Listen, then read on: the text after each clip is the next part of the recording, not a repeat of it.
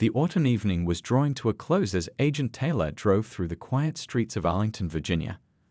Her mind was still processing the classified briefing she'd just left at CIA headquarters. 15 years of service had taught her to stay alert, even on routine drives home. The setting sun cast long shadows across her navy blue sedan as she carefully maintained the speed limit, knowing that as a black woman in an upscale neighborhood, she couldn't afford even the smallest mistake. The flash of red and blue lights in her rearview mirror caught her attention. With practiced calm, she followed standard procedure, turning on her interior lights, keeping her hands visible on the steering wheel, and pulling over smoothly. Her heart rate barely increased. This was hardly her first time being stopped without cause. "Just breathe," she whispered to herself, watching the police officer approach through her side mirror. The crickets chirped in the background as neighborhood kids played basketball a few houses down, their laughter carrying on the early evening breeze. "License and registration," the officer demanded, his flashlight beam sweeping across her face despite the well-lit interior. Agent Taylor noticed he kept his other hand close to his holster, a detail her training wouldn't let her miss. "Officer, I'd be happy to provide those," she replied evenly, maintaining eye contact. "I'm also a federal agent. My credentials are in my jacket pocket. Would you like me to retrieve them?" The officer's posture stiffened. "Sure, move slowly," he said, his tone shifting from routine to suspicious. As she carefully reached for her CIA credentials, she could feel the tension rising. The leather wallet containing her badge felt familiar in her hands as she presented it. "I'm currently on active assignment," she explained professionally, knowing her colleagues were waiting for her input on an emerging situation in Eastern Europe. The officer studied her credentials with obvious skepticism. "Ma'am, I'm going to need you to step out of the vehicle," he stated firmly, handing back her ID. "These credentials look suspicious." Agent Taylor's mind raced through protocols and procedures. This wasn't how these situations were supposed to unfold. "Officer, you can verify my credentials with your dispatch." "I'm happy to wait while you do that." Her phone buzzed insistently in the cup holder, likely her team trying to reach her about the developing situation. The officer's hand moved to his radio, but instead of calling dispatch, he called for backup. "Exit the vehicle now," he commanded, his voice carrying across the quiet street. The basketball game had stopped, and Agent Taylor could feel the neighbor's eyes on the scene. Years of training in high-pressure situations helped her maintain her composure, but inside, a mix of frustration and determination was building. As she carefully stepped out of her car, she noted every detail. The officer's badge number, the time displayed on the church clock across the street, the gathering crowd of concerned neighbors, the make and model of the approaching backup patrol car. Her analytical mind was already forming connections, seeing patterns she'd observed countless times in her intelligence work. The backup unit arrived with lights flashing, drawing more attention to the scene. Agent Taylor stood perfectly still, her hands visible, her mind already thinking 3 steps ahead. She knew this moment would matter, not just for her, but for every other person who'd faced similar treatment. As the second officer approached, Agent Taylor caught a glimpse of her reflection in her car window. Her pressed suit and professional demeanor contrasted sharply with how she was being treated. The irony wasn't lost on her. Hours ago, she'd been in a secure facility helping coordinate international security operations, and now she was being treated like a threat on her own street.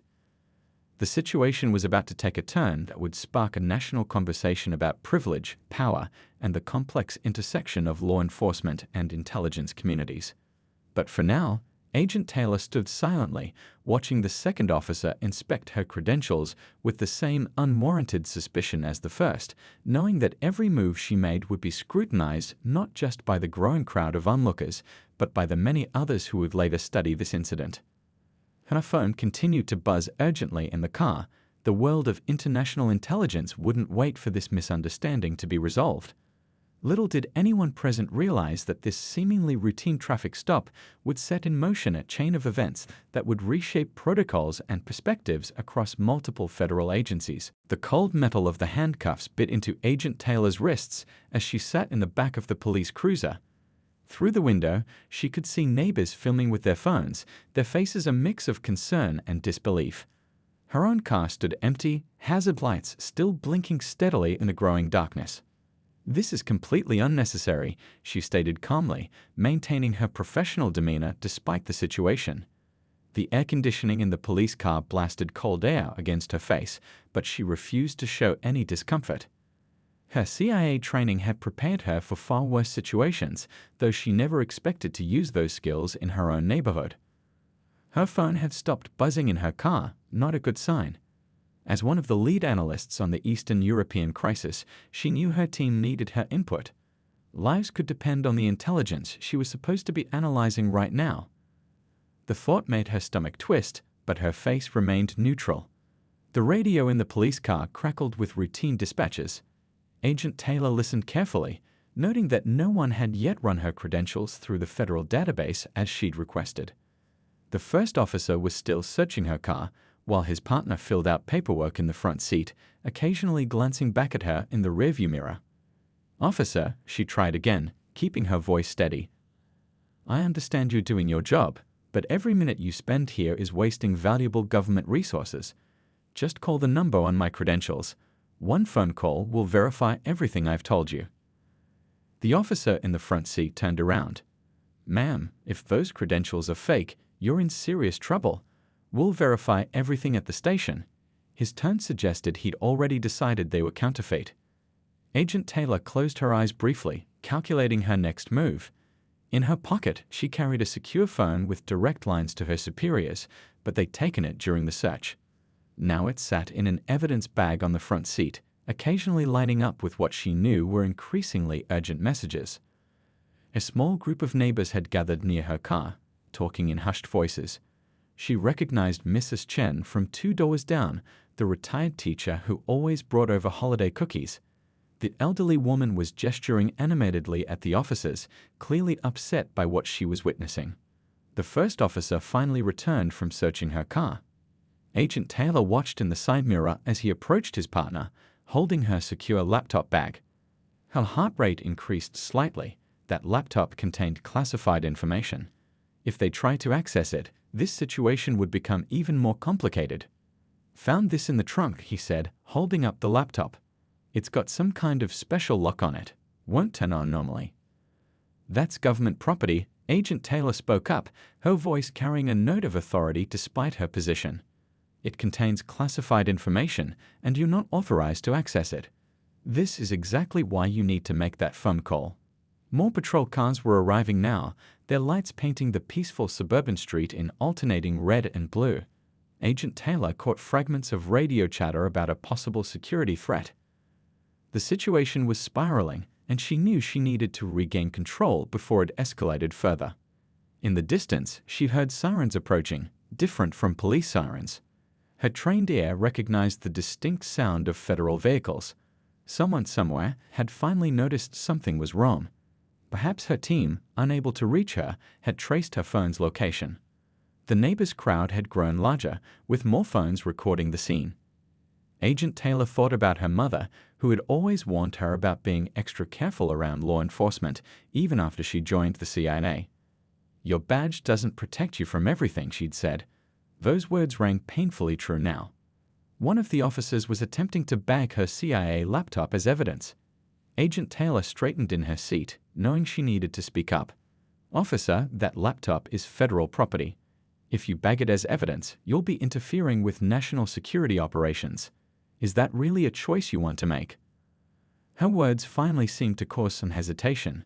The officer paused, looking uncertainly at his partner.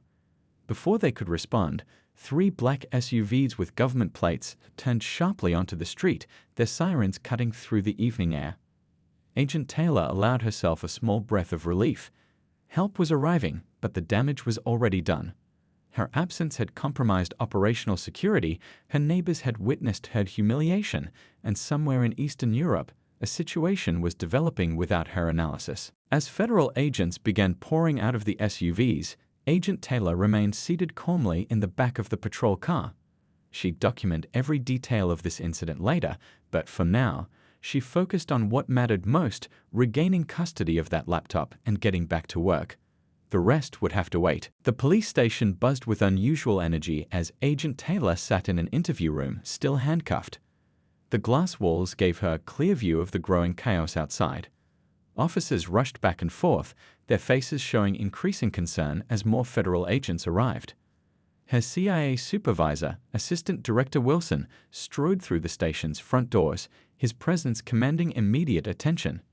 Behind him came two senior FBI agents, their badges prominently displayed. The station fell quiet, like a classroom when the principal walks in. "Where is she?" Wilson's voice carried through the building. Agent Taylor could read his lips through the glass, a skill that had served her well in countless operations. His face showed the kind of controlled anger she'd only seen during major security breaches. The officer who'd arrested her was now stammering explanations to his captain. Even through the room's thick glass, Agent Taylor could see the sweat on his forehead. The captain looked like he'd swallowed something sour as he listened to the full story. Finally, someone came to remove her handcuffs. The metal had left red marks on her wrists, but that was the least of her concerns. "My phone and laptop," she said firmly to the apologetic officer unlocking the cuffs. "I need them immediately." As if on cue, Assistant Director Wilson entered the room, carrying her secure phone and laptop himself. "Agent," he said, his voice tight with suppressed emotion, "I believe these belong to you." He placed them carefully on the table, then turned to the police captain who had followed him in. "Would you like to explain why one of our top intelligence officers was detained while working on time-sensitive national security matters?" The captain's face had lost all color. "Sir, there appears to have been a misunderstanding." "A misunderstanding?" Wilson cut him off. "Your officers ignored valid federal credentials, detained a CIA officer without cause, and compromised an ongoing operation. That's not a misunderstanding. That's a catastrophic failure of judgment." Agent Taylor quickly checked her phone. 27 missed messages, 16 from her team about the developing situation in Eastern Europe. Her fingers flew across the keyboard, sending rapid responses. Lives could depend on her analysis, and she'd already lost precious hours. "Sir," she addressed Wilson while typing, "the situation in Bratislava, how bad?" "We managed to contain it, but barely. Your team had to make decisions without your input. Good decisions, thankfully, but it was close." He turned back to the captain. "Do you understand what your officer's actions could have cost?" The police captain was now looking at Agent Taylor with new eyes, finally seeing beyond his officer's prejudiced assumptions. "Ma'am, I want to personally apologize." "Save it," she interrupted, not looking up from her phone. "What I want is the body camera footage from both officers, dash cam videos from all police vehicles involved, and copies of every report filed about this incident." Her voice was professional but carried an edge of steel. "I also want the names and badge numbers of every officer involved in my detention." The captain nodded quickly, probably relieved she wasn't immediately threatening legal action, but Agent Taylor wasn't finished. She looked up from her phone, meeting his eyes directly. "And I want to know why, when presented with valid federal credentials, your officers chose not to make a simple phone call that would have prevented all of this." The room fell silent except for the hum of fluorescent lights overhead. Through the glass walls, she could see other officers trying not to stare while pretending to work at their desks. The FBI agents stood nearby, their expressions grim as they took notes. Agent Taylor's phone buzzed again, another message from her team. She read it quickly, then stood up, straightening her jacket. "Director, I need to get back to the office." "There's still work to be done." She gathered her belongings, her movements precise and controlled. As she walked toward the door, she paused and turned back to the room of law enforcement officials. "Gentlemen, this incident will not be forgotten or swept under the rug. What happened today revealed serious flaws in your department's training and procedures. I intend to address them, not just for myself, but for everyone who's ever been profiled and dismissed by officers who should have known better." The weight of her words hung in the air as she left the room, head held high. Behind her, she could hear Wilson beginning a longer discussion with the captain about procedural reviews and departmental training. But her mind was already shifting back to her real work, analyzing intelligence that could save lives. As she walked through the station, officers parted like the Red Sea, their eyes now showing a mix of shame and respect. Outside, the night air felt cool on her face. A young officer hurried to return her car keys, avoiding eye contact as he handed them over. Sitting in her car, Agent Taylor took one deep breath, just one, before starting the engine. She had work to do, both at the CIA and now here at home. This incident would become a catalyst for change, but first, she had a crisis in Eastern Europe to manage. One battle at a time, she thought, pulling out of the police station parking lot. One battle at a time. 3 days after the incident, Agent Taylor sat in her home office, staring at the settlement offer on her screen. The police department wanted to resolve this quietly, a generous payment in exchange for her silence. The number had enough zeros to buy a beach house, maybe even early retirement. Her mother's voice crackled through the phone speaker on her desk. "Baby, just take the money. You've made your point." The concern in her voice was familiar, the same tone she used when Agent Taylor first announced she was joining the CIA. Some battles aren't worth fighting. Agent Taylor glanced at the wall of photos beside her desk, 15 years of service awards, commendations, and team pictures. In each one, she stood proud, often the only black woman in the frame. "Mom, if I take this money and walk away, nothing changes. The next person might not have my resources or connections."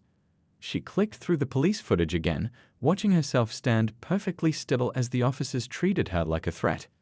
The videos had gone viral, sparking heated discussions about law enforcement practices. Her inbox was flooded with messages from other federal agents, military personnel, and law enforcement officers of color sharing similar stories. "I know that look in your voice," her mother sighed, "just like your father. He always said doing the right thing isn't supposed to be easy." A new email popped up. The police union representative requesting another meeting. They were getting nervous, especially after learning she'd spent the past 3 days gathering data. Her CIA analytical skills had proved surprisingly useful for investigating patterns of police stops in the area. "Mom, I've got to go. I love you." She ended the call and opened her secure laptop. The Eastern Europe situation had stabilized, giving her time to focus on this. Her fingers flew across the keyboard as she compiled her findings into a report. The doorbell rang, right on time.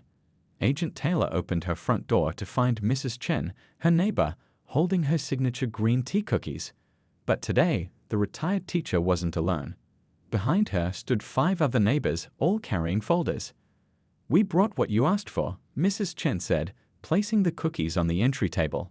"Everyone on the block who's had similar experiences with traffic stops, plus some from the next street over who heard what happened."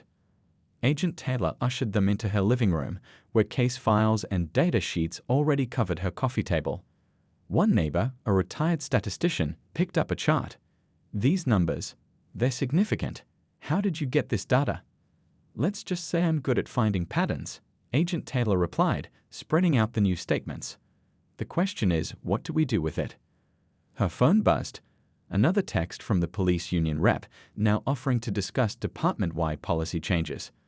They'd noticed her gathering evidence and wanted to get ahead of the story. But Agent Taylor had bigger plans. She pulled up a map on her laptop, showing traffic stop data across the region. Red dots clustered in certain neighborhoods, telling a story that couldn't be ignored. "This isn't just about one incident or one department," she explained to her neighbors. "It's about changing how the entire system works." Mrs. Chen touched her arm gently. "You could lose your job over this, your career." Agent Taylor shook her head. "My job is to protect this country. Sometimes that means protecting it from its own flaws." She stood up, walking to her window. Outside, kids played freely on the street, some black, some white, some Asian. They deserve better than what we've accepted. Her secure phone lit up with a message from Assistant Director Wilson. "Whatever you decide, you have our support. Some battles need to be fought." The weight of the decision settled on her shoulders. Taking on the system meant putting herself in the spotlight, something CIA officers typically avoided. But her unique position gave her the power to force change from within. She turned back to her neighbors, their faces showing a mix of hope and concern. "I'm not taking the settlement," she announced. "Instead, I'm filing a formal complaint and requesting a federal investigation, not just into my incident, but into the entire pattern of behavior." One of the neighbors, a young law student, leaned forward. "They'll try to discredit you. Say you're angry, biased, just causing trouble." Agent Taylor smiled, gesturing to her wall of commendations. "Let them try. I spent 15 years gathering intelligence and analyzing threats to national security. Now I'm going to use those same skills to protect our own citizens." She picked up her folder of evidence, statistics, testimonies, video footage, and data analysis that would be impossible to ignore. Tomorrow, she would walk into a meeting with department heads, union representatives, and civil rights attorneys. They expected to negotiate a settlement. Instead, they would face something much bigger. Her kitchen timer beeped. Time for her evening briefing about Eastern Europe. Agent Taylor logged into her secure system, ready to protect her country in more ways than one. The settlement offer still sat unopened in her email, but her decision was made. Some choices came with a price, but silence had a higher cost. As she prepared for her briefing, Agent Taylor thought about all the others who had faced similar situations without her resources or platform. Their stories would be heard. Change would come, not through quiet settlements, but through brave voices willing to speak uncomfortable truths. The conference room at the civil rights law firm buzzed with activity as Agent Taylor spread her evidence across the long table. 2 months had passed since the incident, and her investigation had grown far beyond that single traffic stop. "Look at this pattern," she explained to the assembled group of attorneys and investigators. Her laptop displayed a map dotted with color-coded pins. Every pin represents a federal agent or law enforcement officer of color who experienced similar treatment. Blue for military, red for FBI, yellow for CIA. The lead attorney whistled softly. "There are a lot more pins than I expected." Agent Taylor nodded, pulling up another screen. Most stayed quiet to protect their careers, but once they knew someone was finally listening, she gestured to the stack of testimonies beside her. "These are just from the last 3 weeks." Her phone buzzed, another message from a Border Patrol agent who'd faced similar profiling. The stories kept coming, each one fitting the pattern she'd discovered. Her CIA training in pattern recognition had proved invaluable for this investigation. "The most interesting part," she continued, clicking through her presentation, "is what happened when we cross-referenced traffic stop data with officer training records." The screen showed a clear correlation. Certain training programs were linked to higher rates of problematic stops. One of the younger attorneys raised her hand. "But how did you get access to internal police training records?" Agent Taylor smiled slightly. "Let's just say some officers inside the department want change too. They've been quietly helping." She thought about Officer Rodriguez, a veteran cop who'd been slipping her documents late at night, tired of watching good people get harassed. The door opened and Mrs. Chen walked in, carrying fresh data from her neighborhood watch group. The retired teacher had turned out to be an excellent investigator, organizing residents to document every questionable police interaction in their area. "You need to see this," Mrs. Chen said, spreading out new papers. "We found 3 more cases from last month alone. One was another federal agent, Treasury Department this time." Agent Taylor added another pin to her map, while the attorneys crowded around the new evidence. Her analytical mind was already spotting connections, building a stronger case with each new piece of data. Her secure phone lit up with a message from work. She was still juggling CIA duties with this investigation. "Excuse me," she said, stepping into the hallway. A situation in South America needed her attention.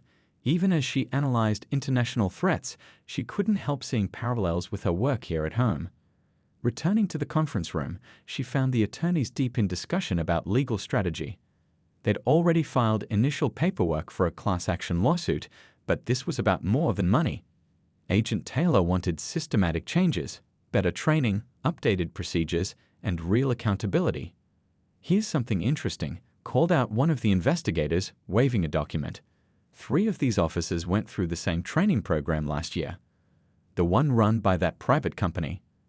Agent Taylor moved quickly to his side, examining the connection. Her wall of evidence was growing, each piece fitting together like a puzzle. Years of intelligence work had taught her that the truth usually hides in plain sight. You just had to know how to look for it. The afternoon sun cast long shadows through the windows as they continued working. Agent Taylor's phone kept buzzing, more messages from other federal agents wanting to share their stories. Some offered to testify anonymously, afraid of retaliation but unable to stay silent any longer. "We're missing something," she muttered, staring at her data wall. 15 years of intelligence work had taught her to trust her instincts. There was a bigger pattern here, just beyond her grasp. Mrs. Chen appeared at her shoulder with a fresh cup of tea.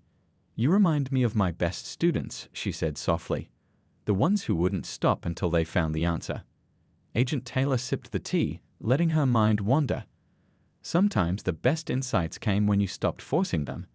Her eyes drifted over the evidence wall, taking in the whole picture. Suddenly, she sat up straight. "The training company," she said, quickly pulling up new files on her laptop. "Look who owns it. Look where else they operate."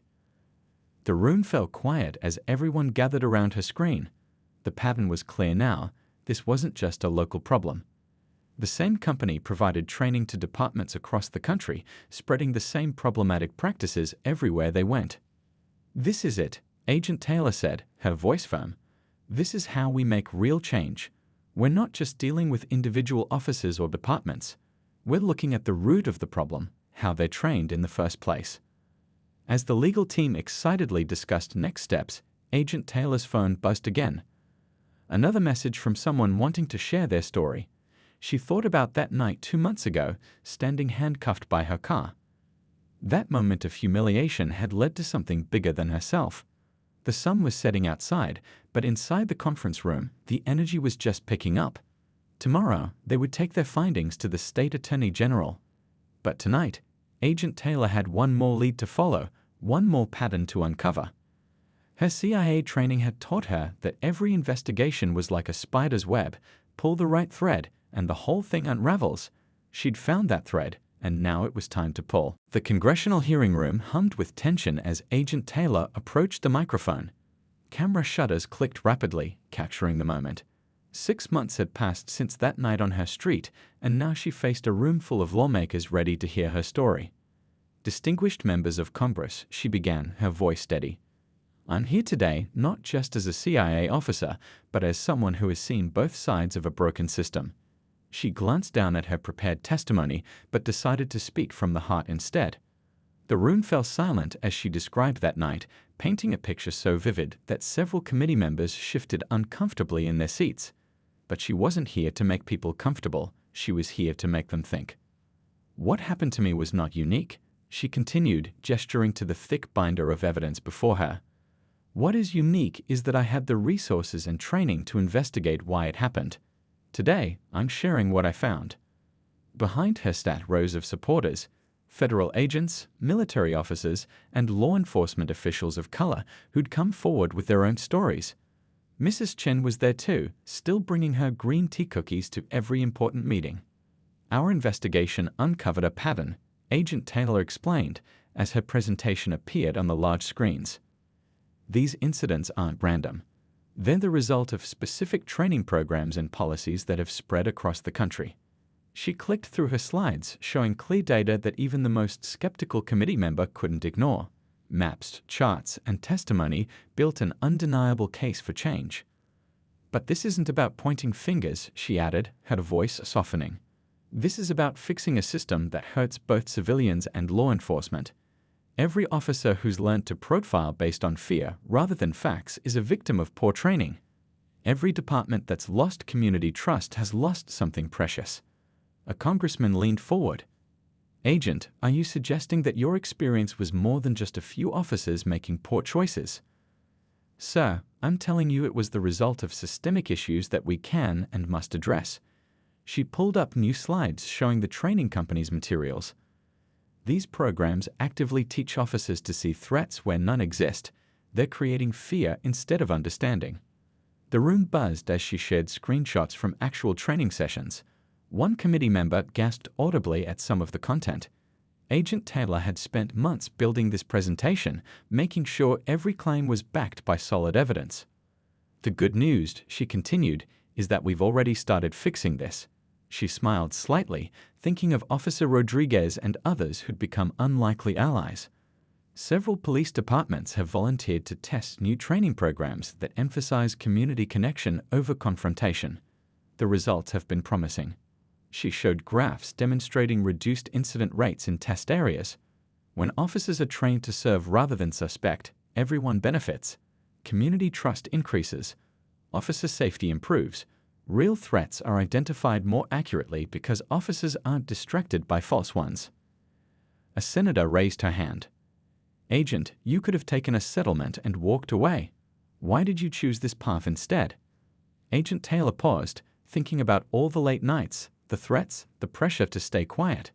Because every person who experiences profiling shouldn't need to be a CIA officer to get justice. Change shouldn't depend on having special resources or connections. She gestured to the packed room behind her. These people trusted me with their stories. They risked their careers to speak up. I owed them, we owe them, real change, not just words. The afternoon continued as she presented more evidence. Her CIA training showed in how she handled tough questions, always returning to the facts, always keeping emotion in check while still letting the human impact show through. Near the end of her testimony, she shared video clips from the new training programs. Officers and community members working together, learning from each other. Real transformation happening one conversation at a time. This is possible everywhere, she concluded, her voice strong with conviction. We don't have to choose between effective law enforcement and equal treatment. We can have both. We must have both. As she gathered her materials afterward, committee members crowded around, asking for copies of her research. News cameras followed her exit from the building when more supporters waited. Her phone buzzed, a message from Assistant Director Wilson, "You did good, really good." Then another from her mother, "Your father would be so proud." Outside, the sun was setting over the Capitol dome. Mrs. Chen appeared with her ever-present cookies, now famous among the legal team. "What happens next?" she asked, offering the box around. Agent Taylor watched the crowd of reporters and supporters mingling on the steps. Police officers who'd started as opponents now stood with community activists, discussing training reforms. Real change was happening, step by step. "Next," she said, accepting a cookie, "we make sure this sticks. Laws are good, but culture change is better. And that's already starting." She nodded toward a group of young officers talking with local teenagers, barriers breaking down one conversation at a time. Her secure phone buzzed. Judy called. Tomorrow, she'd be back at her CIA desk, protecting the country from external threats. But today, she'd helped protect it from an internal one. Both jobs mattered. Both jobs were about making the world a little bit better, one piece at a time. 3 years had passed since that fateful traffic stop. Agent Taylor stood at the front of the police academy classroom, looking out at the fresh faces of future officers. On the wall behind her, a framed photo showed her shaking hands with the president after receiving a special commendation for her work on police reform. "Your training starts here," she began, pacing slowly across the front of the room. "But today's lesson isn't about weapons or procedures. It's about seeing people, really seeing them." She clicked her presentation remote, bringing up the dashcam footage from her own incident. The room watched in silence as the scene unfolded. Some cadets shifted uncomfortably in their seats, others took careful notes. Times had changed, but there was still work to do. 3 years ago, I was just another person being profiled, she continued. Today, I'm here to help make sure that doesn't happen to anyone else. She smiled slightly. And I'm not alone. The classroom door opened, and in walked Officer Thompson, the same officer who had handcuffed her that night. But now he wasn't here as an opponent. He had become one of her strongest allies in changing police culture. "When I made that stop," Officer Thompson addressed the class, "I thought I was following my training. I was wrong." He stood beside Agent Taylor, their past conflict transformed into partnership. Real police work isn't about fear, it's about understanding. A cadet raised her hand. "But how do we stay safe while also staying fair?" "Excellent question," Agent Taylor responded. She pulled up new slides showing statistics from departments using the reform training program. When officers learn to distinguish real threats from assumed ones, everyone is safer. Our data proves it. The presentation showed dramatic drops in confrontational incidents, alongside increases in successful crime prevention. Communities that had once viewed police with suspicion were now actively helping solve cases. "Your generation of officers has an opportunity," she continued, switching to photos of community engagement events. "You can be part of the solution. You can help build trust instead of fear." Another cadet spoke up. "We heard about the lawsuit. Did anything really change?" Agent Taylor exchanged glances with Officer Thompson. "Show them," she said softly.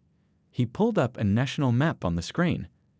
Every blue dot represents a department that's adopted the new training standards. 3 years ago, there were 0 dots. Today, the map was covered in blue. "But numbers don't tell the whole story," Agent Taylor added. She clicked to a new slide showing Mrs. Chen's neighborhood. Kids played basketball while officers chatted with parents nearby.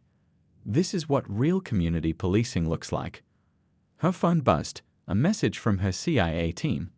Even with her expanded role in police reform, she still maintained her intelligence duties. Balancing both worlds had become her new normal.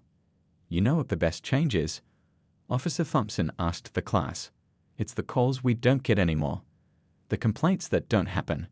The trust that's building day by day." Agent Taylor nodded, thinking of all the people who'd helped make this possible. The neighbor who'd filmed that first incident. The officers who'd secretly shared evidence. The community members who'd bravely told their stories. "Your textbooks will teach you procedures," she told the cadets. "But today, I want to teach you something more important. How to see the person behind the windshield, the human being behind the ID card." She showed them more success stories, departments where reform training had led to better outcomes for everyone. Communities where officers were welcomed rather than feared. The change was real and spreading. 3 years ago, I could have taken a settlement and stayed quiet, she concluded. Instead, we chose to fix the system. She gestured to Officer Thompson. All of us together. The bell rang, but nobody moved to leave. These cadets would be part of the new generation of officers, ones trained to protect and serve everyone equally. After class, Agent Taylor checked her phone again. Another message, this time from Mrs. Chen. "Cookie delivery at 6. Some things hadn't changed, and that was good too. Outside the academy, she passed the memorial wall where fallen officers were honored. A new plaque had been added, dedicated to those who serve with courage, wisdom, and understanding. The words seemed to shine in the afternoon sun. Officer Thompson caught up with her in the parking lot. "Ready for tomorrow's training session? The FBI Academy wants us to present too." She nodded, thinking about how far they'd come. That night 3 years ago could have ended with anger and lawsuits. Instead, it had sparked a transformation that was still growing. As she drove home, Agent Taylor passed the spot where she'd been pulled over. The street looked the same, but everything else had changed. Children played freely, neighbors chatted with patrol officers, and the atmosphere of fear had lifted. Her secure phone lit up with another international crisis needing attention. She smiled, knowing that protecting her country took many forms. Sometimes it meant analyzing foreign threats, and sometimes it meant fixing problems at home. The sun was setting as she pulled into her driveway. Mrs. Chen waved from next door, a fresh batch of cookies in hand. On her porch sat the next day's training materials and a stack of thank you letters from community members. The journey wasn't over. Change never really is. But every new cadet, every reformed department, every rebuilt relationship was a step forward. And sometimes that's how the biggest changes happen, one step, one person, one moment of understanding at a time.